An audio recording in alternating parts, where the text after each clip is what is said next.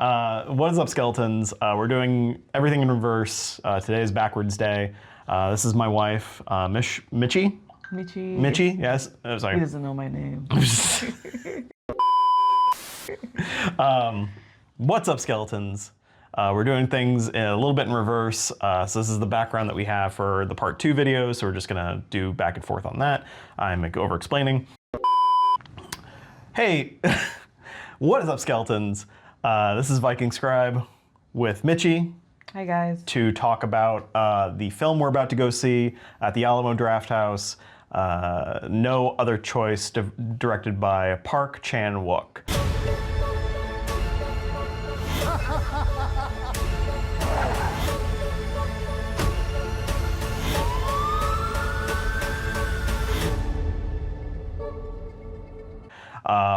This is someone that I introduced to you. Yeah. Because you had never seen Old Boy from 2003, not the Spike Lee adaptation. Mm-hmm. Don't watch that. Don't watch that. Just in general, don't watch that.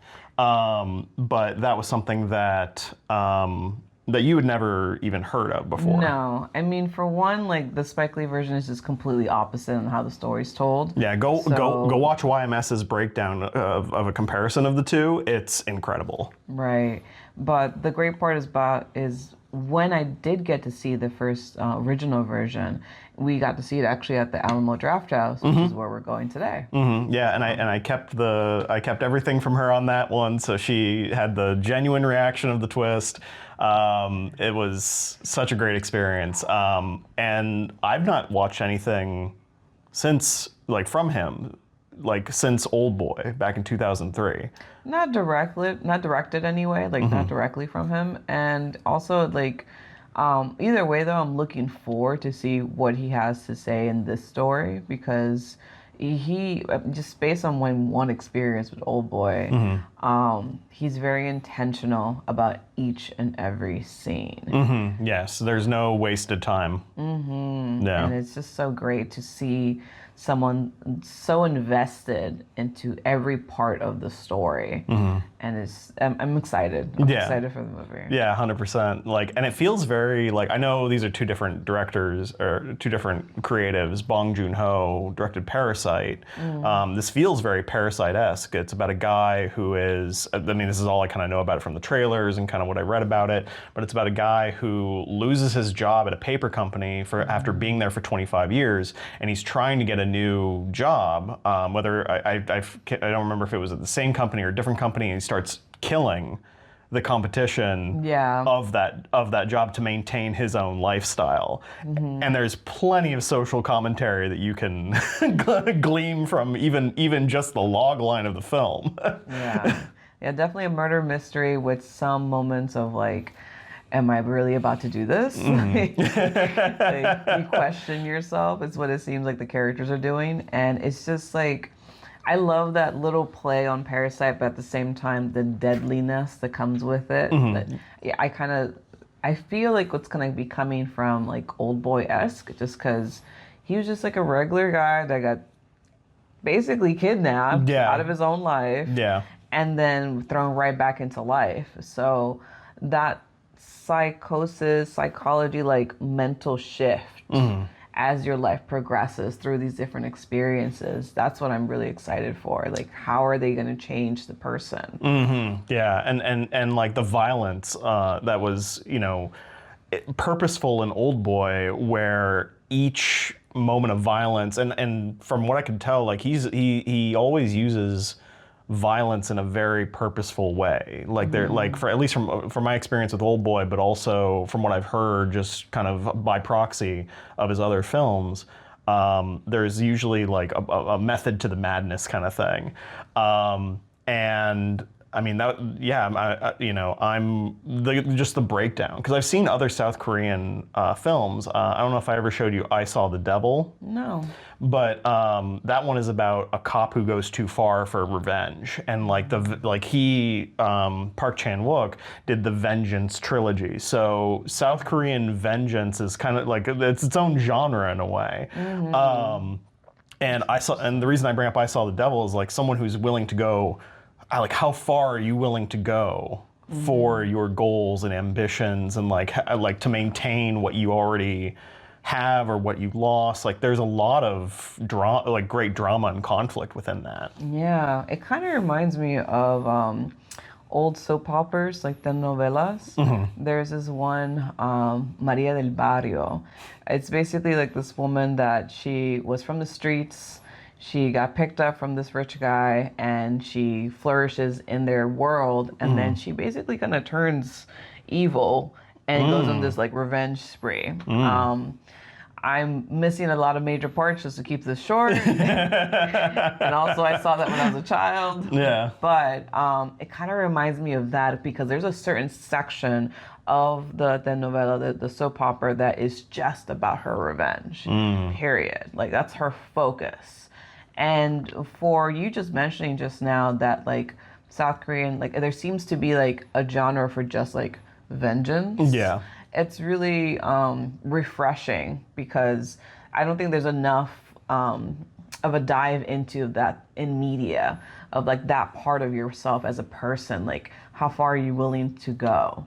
And well, and Squid Game too was like that as well. Like the South Korean show about people in debt. How far are you willing to go to get yourself out of that debt? Are you willing to betray alliances that you have in this like really bizarre, flashy production thing? Yeah. So let me correct myself. Maybe I should be more specific. There's not enough of it in American media that I've seen so far, which is why I reference the Mexican soap opera.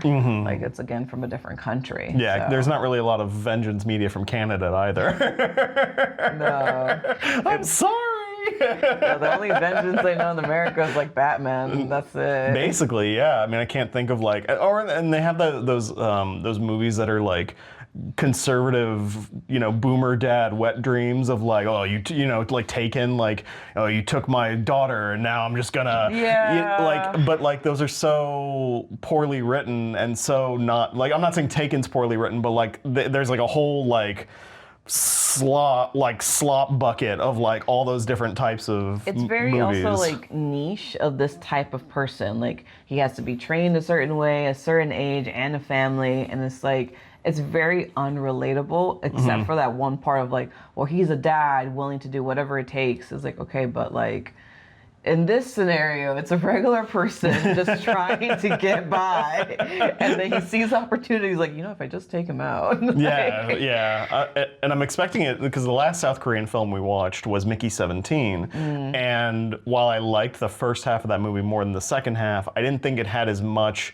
Like there was social commentary in it, but it was kind of like beating you over the head a little bit with it. I'm expecting a little bit more of like a subtle portrayal of the like you mentioned, the breakdown of the psychology and the sociology and everything around what it takes in the 21st century in 2025, because I don't know how the South Korean economy is like, but if it's anything like the American economy, it is really tough to find really good long-lasting work. And we've both talked to people in the corporate world, and they're willing to do whatever it takes to climb that ladder. Right. You normally see that with TV shows or dramas, but like in a film that you have less time. Yeah. You have to like be really mindful about your time. And again, that's why it matters so much to make every scene intentional. And that's one of the reasons why I'm looking forward to it again, where like I don't have to sit down for weeks on end watching something. It's just gonna be like probably less than 2 hours or something like that. Yeah, I think it was like a little over 2 hours. So it's not that bad. Just a short, sweet, to the point. Exactly. Yeah. Just give me a good experience that I'm gonna keep talking about. Yeah. All right. I don't really have much else to talk. I mean, I'm more excited to see the movie. We're seeing it in about 45 minutes. So yeah, let's just get to it. Yeah. So we'll see you guys in part 2.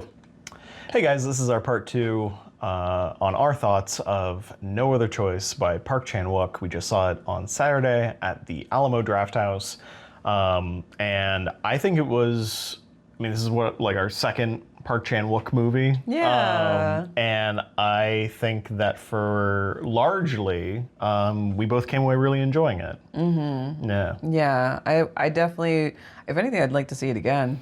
Yeah, kind of, because, there, like we said in part one, there were a lot of kind of social commentary to it. There's pieces that I feel like I missed because I had to read the subtitles. Like, I don't mind reading it, but I was eating, so. Yeah, that was the one con at the Alamo Drafthouse. Is like we were enjoying the food so much, but when you look down, it's like when you watch anime. Like you have no idea what what's Look down going for on. 5 seconds, you're like, oh my god, he died. When he grew up, he started working with his father. But later, he left and began traveling around the USA. Yeah, so that was it didn't like hamper the entire experience, but like it was still still a really great movie. Like that's something that like this director. I mean, it's not like we have this like backlog of we've seen all of his movies. We've only seen Old Boy, but it's what we've come to expect from someone who makes a movie of that caliber, like the original Old Boy. I'm curious about our kind of like in general impressions. Were they met? Like, how did you feel about how you felt in the part one versus now? Yes. I remember saying that I expected it to be very intentional per scene. Like, I love that Old Boy had that one single shot and he's just like fighting people throughout the whole thing. That was incredible.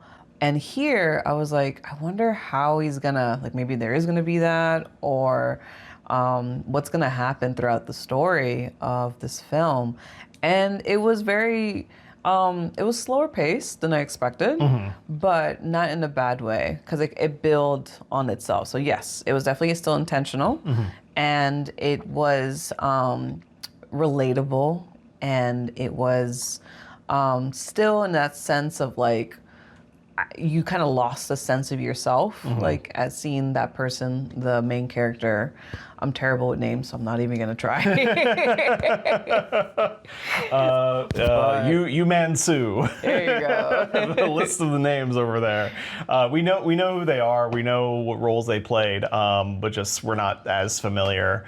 And I think for me, like right from the very first opening shot sequence of the film, I mean, it really tells you everything you need to know about who this person is, who his wife is, who his children are. I mean, he literally says it like, I have everything. Like he brings everyone for a family hug, and he's like, I have everything. And then for, if you knew anything about it, to see that all taken away from him slowly but surely, it was kind of heartbreaking. It was heartbreaking to see that character I mean, there were moments where like he got things that he like had. I don't want to spoil too much in this part, but he had things that like really meant a lot to him that he would have to give up. Yes. Yes. Because of this situation that he was losing his job. And that was something that kept being repeated through the film. Different characters would say, well, I have no other choice. I have no other choice doing what I'm doing. I have no, like, it's beyond, it's out of my hands kind of thing. And I was like, it's a very interesting reincorporation of that phrase, no other choice. Like, it's like we're all victims to this situation, but it's still people making these decisions, like the no other choice is kind of like what you say of like an act of God, of like hurricanes or earthquakes or something like that. I think it has to do more with like you feeling trapped in the situation that you're in, and due to an act of God. No, it doesn't have to be. Doesn't have to be. Okay. It could be like staying at a bad job. It could be. I think it went back when it comes to this film specifically, though, of like the things that they had to do and working themselves up to be able to do it. It's like, well, this is what I got to do. If not, then what? But what's your impression, Matt? I think that I think that largely it was. I think for the most part, it wasn't, because there was that social commentary angle that we were kind of saying, but like the pacing of it, because like as I mentioned, like that first part where he has everything and then he loses it, and then it got a little, kind of, you can kind of feel where the film's going to go in the first, act. Yeah. And then it starts to escalate. And then when it starts to escalate, that's when you really start to like, I'm really in this. Yes. In this movie. Yes, because it did have a slow pace to it, but again with the intention of building the world around it. Of like, he didn't become this person of thinking of, well, I need to kill this person all of a sudden. Right. There were steps to get to that. Yeah. And you kind of had to build that a relationship with him by watching him in his regular life, his relationship with his kids. Like, he cares a lot about his kids. Both him and his wife cared a lot about their kids, and he loved his wife. They had this little hobby of dancing, and that's the first thing you see in the beginning too. He buys her pairs of shoes. He buys her those dance shoes. Yeah, because they have like this like performance that they're gonna do, and something they've been practicing for. Yeah. And I was like, wow, they're like. And the tennis stuff, like all these things, all these like the activities that they're doing. It's not just stuff. It's like things that like each member of the family needs an instrument to play, something to entertain them. Yes. Or something that identifies them. Yeah, absolutely. Old Boy for me had a much more interesting hook. That really just grabs you. Like the movie starts off and he's holding the tie of a suicidal man who's about to jump. Yeah. And you're immediately taken in by that. And not to say that like this wasn't engaging in the same or similar way. It just takes a minute to like get to that point. It's a completely different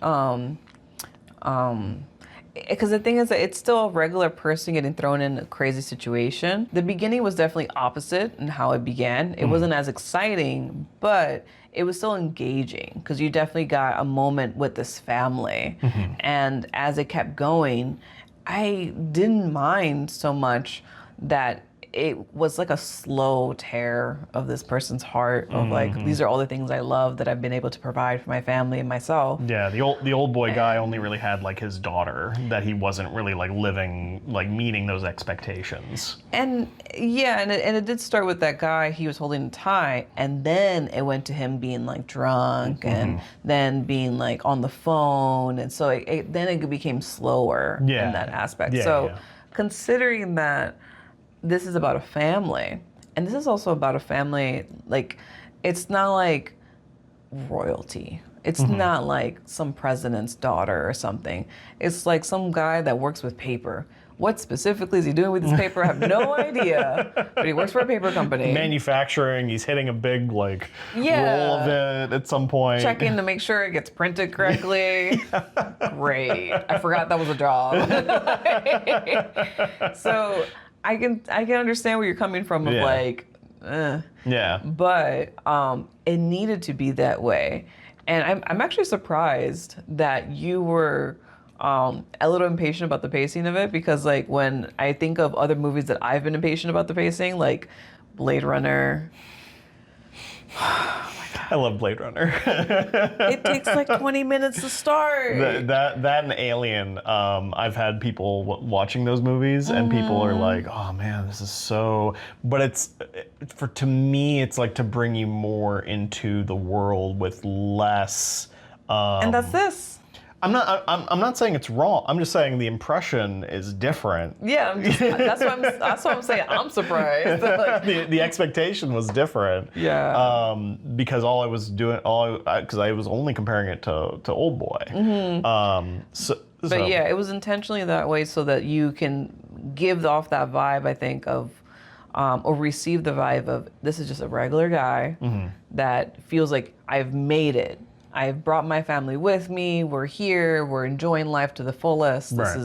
This is the peak of happiness, and now we're going downhill. Yeah. I mean, that's the film in a nutshell. So what do you think? What were your personal pros and cons of the film? No film is perfect. Okay. Pro, I have to start off with the daughter.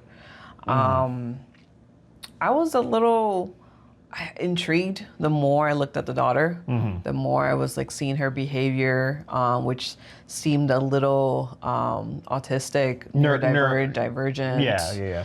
Just in the sense that she was sensitive to sound. They were arguing at one point. She covered her ears. Well, she was repeating phrases was another kind of element that was kind of. And she couldn't read sheet music. Yeah. She had to kind of like make her own. I didn't even know she was coloring at first. 'Cause, Yeah. Again, if they explained that, I probably was looking down eating.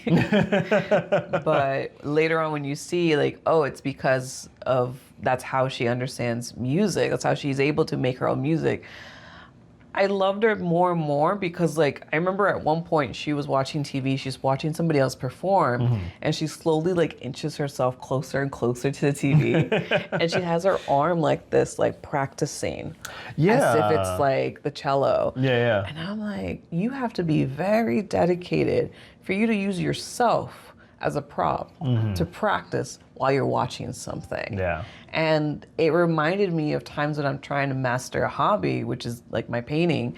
I've watched so many like how-to videos for different stuff. And I literally do the same thing where I'm like, okay, it's like this. Okay, I'm gonna go like this. Okay, so she has a curve on her nose up here. Okay. And I'm just like, oh my God, I'm not the only one. So I really got endeared with her, you know? Like I was just like, this little girl, man. Yeah. Definitely a pro.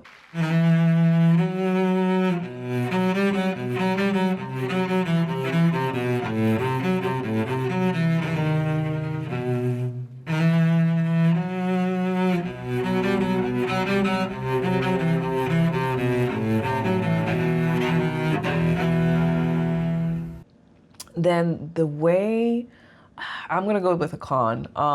The way they basically helped their son get out of the situation he put himself in. Oh yeah. No spoilers. But. Yeah, okay, I'm gonna stop there. But yeah, the way that the parents were there, were there for him. I find that as a con, mostly because I'm not a parent, probably. I feel like you have to go through a consequence to really learn the meaning behind what you did was wrong. So if that means a night in jail, if that means you lose a privilege of some sort, then that I think would be a better lesson than not experiencing that and getting kind of pulled out. You would have liked it if they like followed through on like the if they had let him experience that versus trying to find a way to get out of it. Gotcha. Okay. But I can understand why that happened because, like, again, I'm not a parent, but two, it's also it kind of goes with the theme of this family, the theme of the main character and his wife of like, if I can find a way out of someone else suffering, like my family, I'm gonna grab it. You just hit a really good. That was a good reincorporation of theme and motif that I didn't even really, because to me it was just a sequence of like what was going on with the son, and the reincorporation of like trying to get out of situation like no other choice. Like he had no, but he did. Yeah, there exactly. There were plenty of choices that could have been made. And the thing is that, like, he's a young kid. Was he like 14, 15? Something like that, something yeah. in his teens, Old enough to watch Netflix by himself. Right. They do, have a little snippet of that. And old enough to pick up a bad habit. I'm gonna leave it there. And I was just kind of like, he should have suffered some consequences to really learn about it. But at the same time, I can let that one slide enough to understand, like, this is part of the story. So I had to let that one go. Yeah. I have to say another pro, though, was the way the wife came around for her fucking husband. And that was going to be a pro for me. Yeah. Where like the wife character, and I'll kind of jump on that real quick. the wife character, because I'm so used to like seeing wives in these types of movies, like dramas, thrillers, you know, just being really kind of like either absent-minded or just complete like fools of like, well, you know, I don't know where my husband is, la la la la la, you know, like they're just completely like in their own world or in their own lives, and they're just not paying attention to the world around them. This woman was so like aware of like, okay, we've been hit with this situation. We gotta, you know, get down to brass tacks. We have to. She had a family meeting. We gotta cut some stuff out. I'm gonna get another, you know, part-time gig. Like you know, addressed it like a businesswoman. We're not gonna let this defeat us, kind of thing. And even when like, you know, Yu Man Su was going off and, you know, into the middle of, you know, God knows, you know, into the middle of the night, you know, she was like, what are you doing with like all these materials? Like what are you doing after, you know, at night? Yeah. Like she was being very inquisitive, and I'm like, that's really a nice change of pace from like what I was talking about earlier. Like, exactly. So she was a great character, but you were saying the wife. Yeah, because so the fact that like, because the thing of what I think about is like Breaking Bad, the wife there. She's in her own little world, and when she finds out what's happening, she's the opposite. She's not supportive. She's telling you what to do, and it's like, why? It's frustrating to me. And then with this one, I was just like, she's trying to figure out how to make this work, and she's doing her part, but at the same time, she's calling him out. And I love how even when they were like, not getting along, like there's a part that he like forgets something really important, and she basically vents to the kids about it. Yeah. Like the daughter knew verbatim, okay, this is what she said.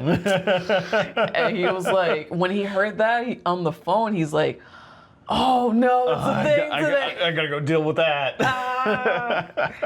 And later on, you know, she still goes forth to like, okay, well, I'm gonna meet him later. And it's just the way it kind of like is messy, but messy in such a way where like, I'm so committed to this man. I'm so committed to this family.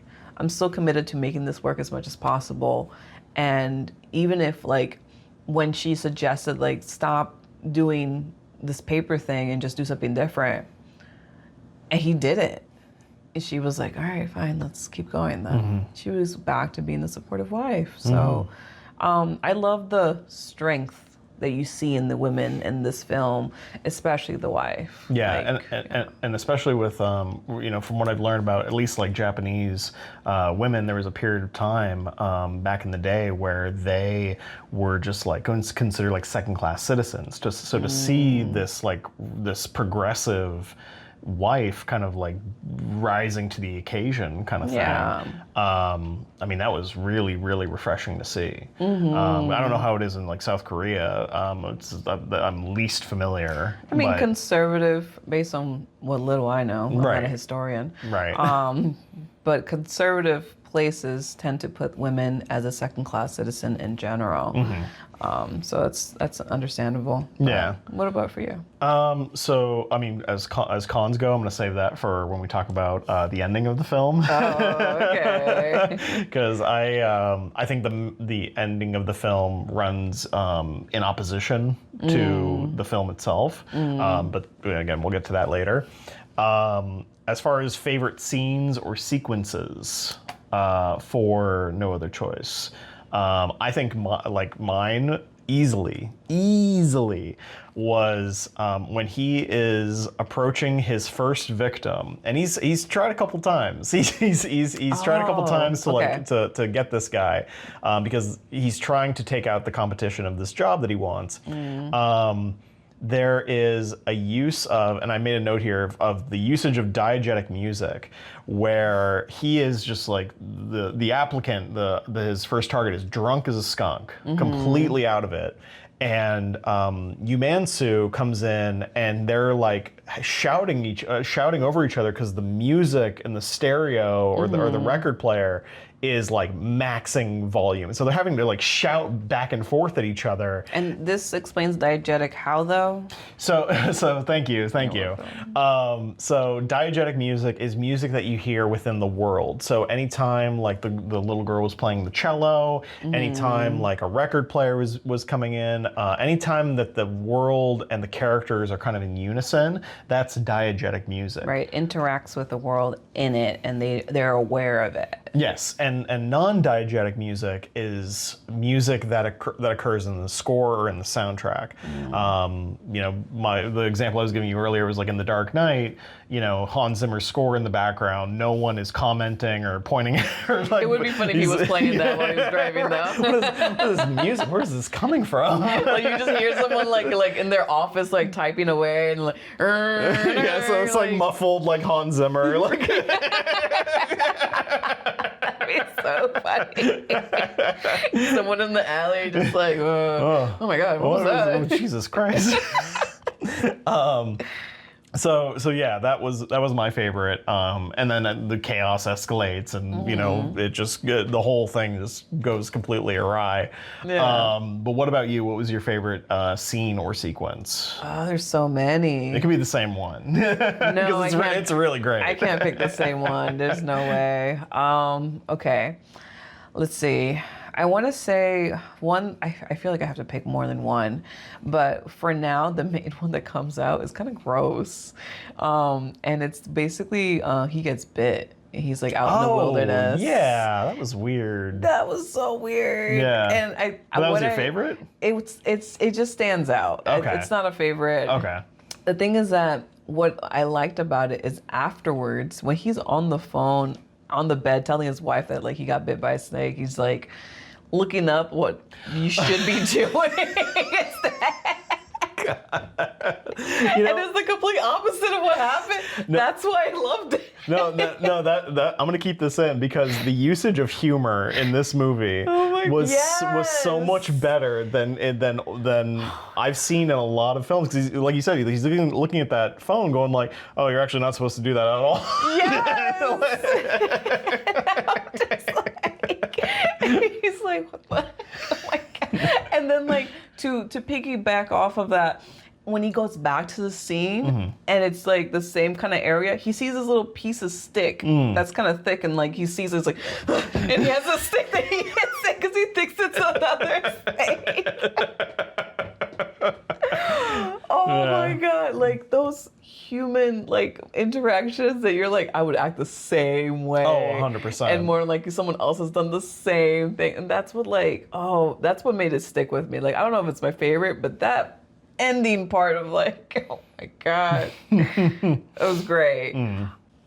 When the son was concerned about what the dad had done, because he had caught some of it, not all of it, and then told the mom, and then the mom basically switched the story up a little bit to allow her son to have some peace of mind. Oh yeah. It just endeared me to the family of like, she loves her kid, but at the same time, you know, if your kid tells you this happened, you're like, you know, let me look into this. That's not something you just tell someone randomly. Yeah. So yeah, like it goes to show this family is, they're each their own individual person, as every family member is, and their own stages. Teenager that's like broody by himself, but still trying to figure something way out to help out his family. Daughter that's kind of like, okay, this changes are happening. Mom that's like trying to keep it together. Husband that's also trying to keep it together. Yeah. But those moments where they were like talking with each other, the son and the mom being there for him, and it was just so easy to again fall in love with this family in such a way that like they're not perfect, they're kind of weird, but they're unique enough that I can believe this was real people. You actually, because one of the things I wrote down was the vengeance theme, which is what we brought up in the part one, and like you actually made me kind of come around and think to myself like maybe like comparing it to Old Boy wasn't necessarily the best thing, because if all I'm looking for is this like vengeance, like someone has wronged me, the only thing I could really think of when applying that vengeance theme is that he is vengeful on this system that has kind of done him wrong, or like even like, because he wasn't really vengeful towards like the American executives, No. that was really like something that I was kind of thinking to myself, like, you're right, like that, like this movie does a better job of balancing time for each and every character to have a role, each family member to have a role of and a certain level of importance. Yeah. Where one character, Yumansu, and the main character of Old Boy, I can't remember his name right now. It's okay. Yeah. But like he was really. In Old Boy, he was the focus of that film, Yes. because it was his vengeance against the antagonist, and that's not what this. That's really not what this is. So yeah, no, it's good to get that other perspective. Yeah, I mean, Parasite was not something that this director also did. But that's the only thing I would compare it to, if you want to compare it to something. Yeah, because Bong Joon-ho. Yeah. Yeah. But the reason I say Parasite is just because it's a family that's trying to figure it out. And it's a family that's willing to take those extra steps, even if they're steps that like you probably shouldn't be taking. Kind of like how they got the son out of that situation he should not have been doing. But he did it for his family, And same thing with, that's at the end of the day, like that's where I kind of like, the more I watched it, the more I wanted to watch it, which is why I said I kind of want to rewatch it, because I want to see what parts I've missed while I was eating. Yes, that was the one thing I didn't anticipate, is like with like we mentioned, Yeah. Cut to, I'm gonna put a timestamp of whatever this ends up being in the editing process. Cut to this timestamp to not be spoiled by the ending, because that was one of my biggest cons of No Other Choice. So. I'm like, okay. One of my biggest cons of No Other Choice is the ending of the film. I think that a lot of what this movie is kind of figuring yourself out in a very difficult scenario and coming up with methods of ways to achieve and try to fix the situation that you're in, And so the way that the film kind of raises the stakes and accelerates, because like each target, he kind of learns from each target of like what to do, what not to do, ways to kind of like, and the cops do get involved at some point. Yes. And they're curious, like, okay, we got people from this job application. These people are dying, or sorry, they initially say and that was part of missing. That was part of the humor. Yeah. Was that we've gone, these guys have gone missing.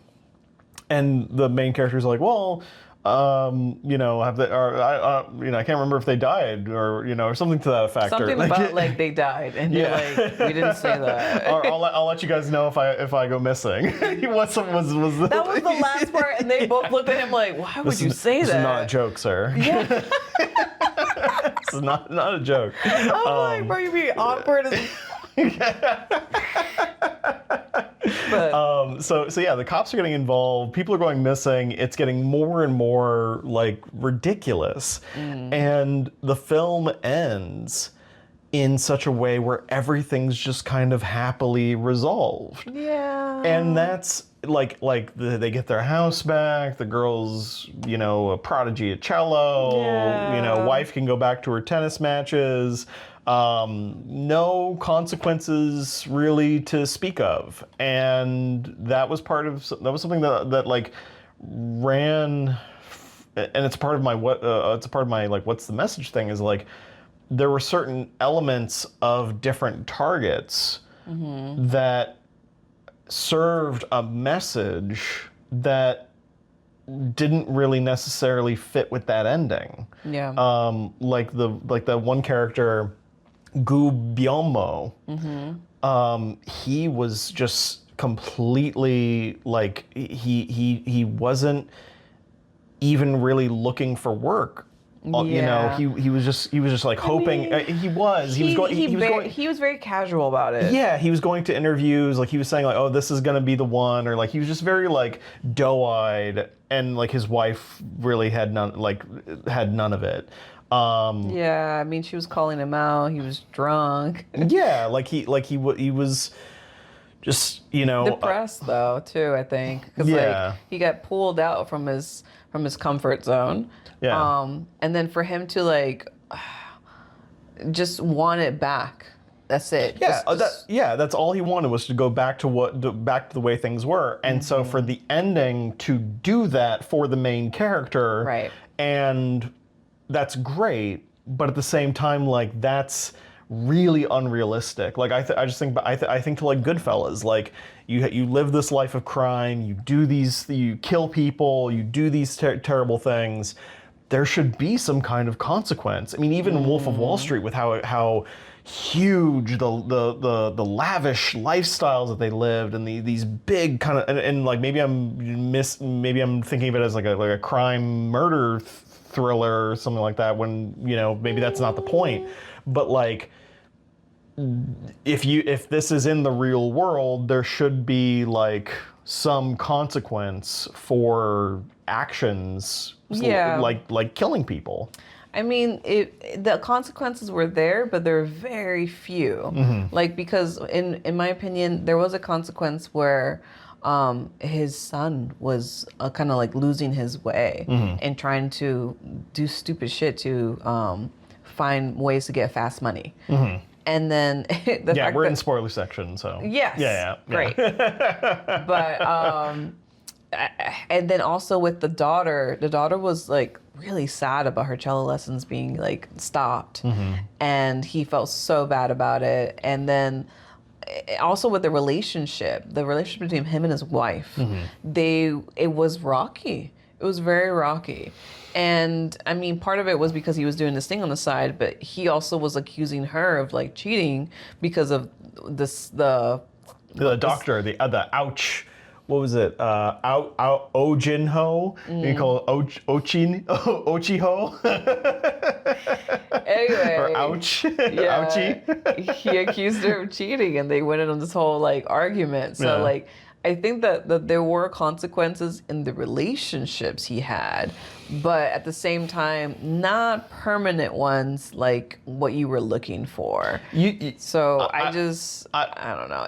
It's supposed to be unrealistic. I would throw in with like the relationship part of it. Like he, at the start of the film, was like coming up with all these different like when everyone was getting let go, he was saying like, they can't do this to us. We've been in this company for like 25 years.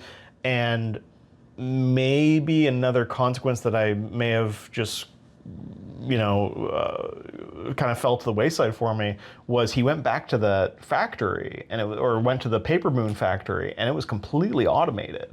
So he was in this new environment. He was happy to be there, but there was not a soul in that factory other than him. And I wish like it was shot or written in such a way where like maybe like you see more of that at the start, where like he's you know, eating lunch with his coworkers. Like there is a communal aspect to the job that, you know, like remote workers, you know, that maybe or like people that work with automated technology, they don't necessarily have that and so like that can be that might have been something to include as a way to like show that like this is like you may have gotten away with it and gotten back to your lifestyle, but you really are more isolated than you've ever been.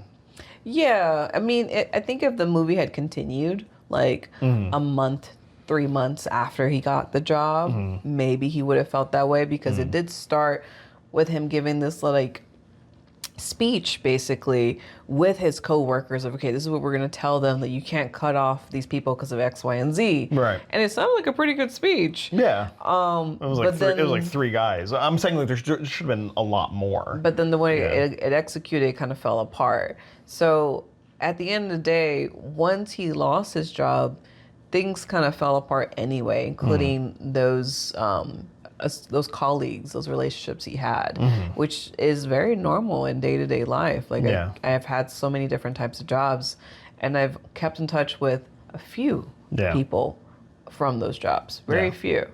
And that's more normal than than I think you're given awareness to. Yeah.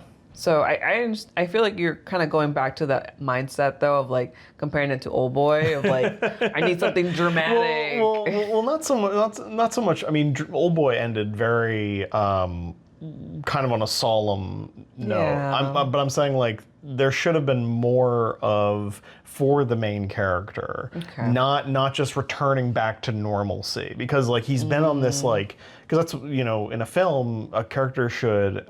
In film and in my screenwriting courses, they teach you that like a character should be better off or worse off by the end of a scene and by the end of a film.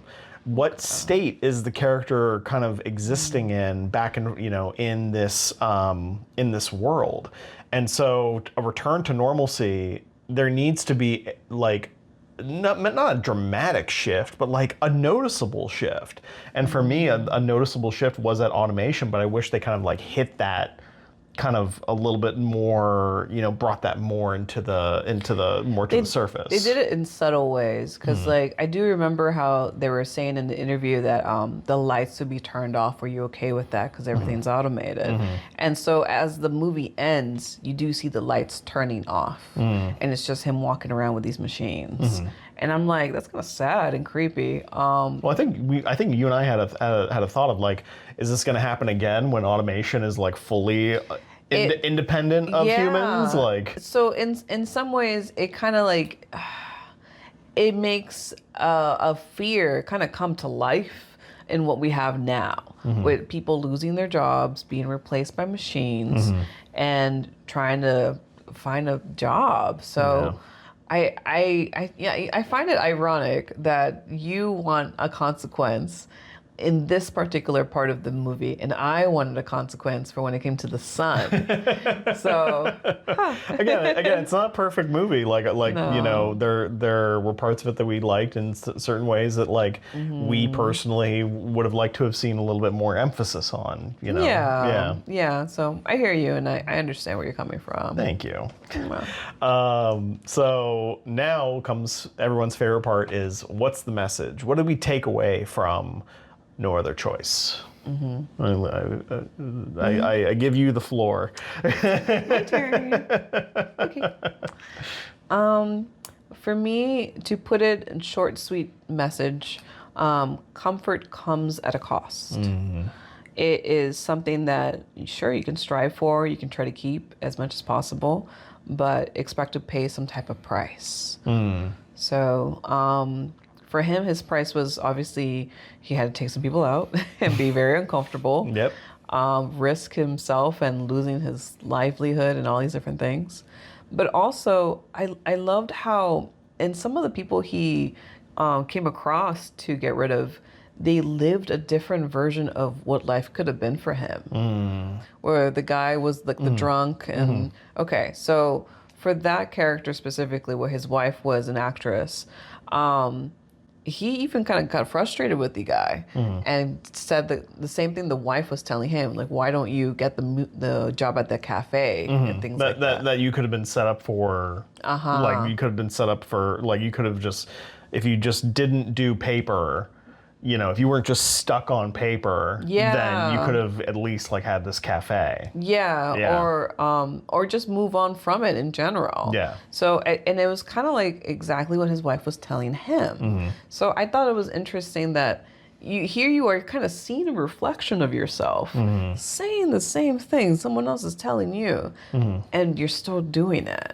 So that was interesting, because the price was kind of like, well, better him than me. Comfort comes at a cost. Yeah. Like that. Like, I think seeing that reflected back at the Yumansu made him more paranoid about his wife's relationship Yes, that's true. with the doctor. Right. Because he was seeing the wife look towards younger, more spry, and he was little like sneakier little bastards.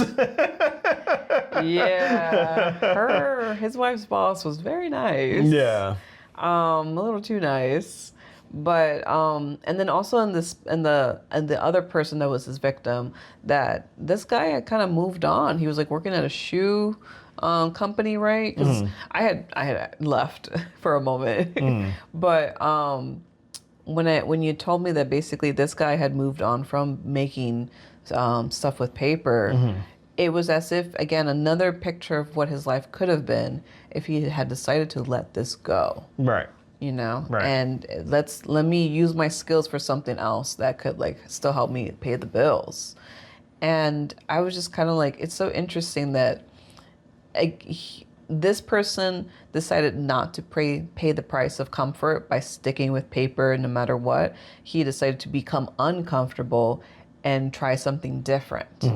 And embrace it and be like, hey, how's it going, people? Even like helping him on the side of the road, a complete stranger. And well, I'm kind of good with machines.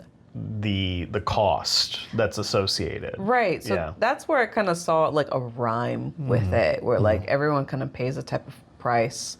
And sometimes they relate with each other, sometimes they don't. And I mean, that kind of goes with life. How much are you willing to stick with what you're comfortable with?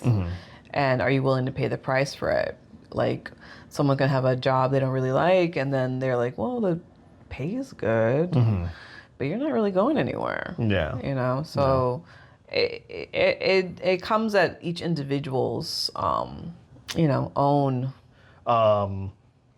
kind of barometer of like what is your comfort level and what is your discomfort level and when should you pivot, how should you pivot, and that actually leads into my message of No Other Choice has more to do with the drunk character, and this is why I was so not frustrated, but like annoyed with the ending a little bit, because it runs contrary to this message that I took away from the drunk character. Okay. Because the drunk character was all about the job as his identity.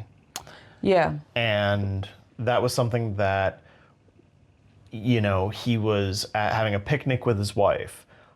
What is he talking about? He's talking about the job interview. He's talking about, why aren't they reaching out to me? Why, I always get an interview. Like, he's just so focused on it. And his wife is just getting more and more annoyed by it. Don't let your job become your identity. Don't let it be the only thing that you are doing and are known for, and that's all that you are. Because the film's ending does have it return to that state of normalcy, but it's different. It's not the same as it was, right? But he is still beholden to a job as his only signifier of value, of worth. Yeah. So, and that's something that you've taught me over the years. We're all going to face job loss. I mean, that's, especially now in the 21st century, that's just going to happen. It's inevitable. In some way, shape, or form, right?